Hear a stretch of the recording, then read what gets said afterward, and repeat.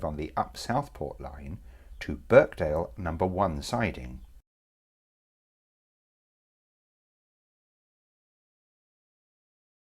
Ground-mounted position light signal Mike Lima 1085 has a route indicator.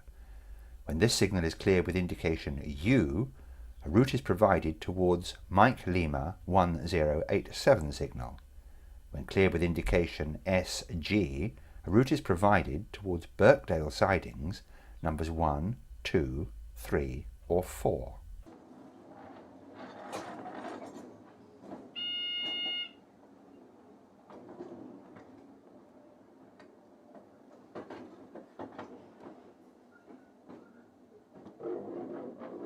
The facing points in the sidings are hand operated and drivers must proceed cautiously, ensuring that the road ahead is set for the authorised movement.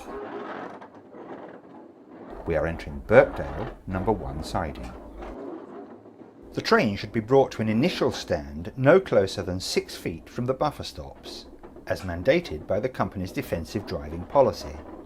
However, to ensure that a 6-car train can be accommodated fully within the siding, a subsequent low-speed movement should be made towards the buffer stops.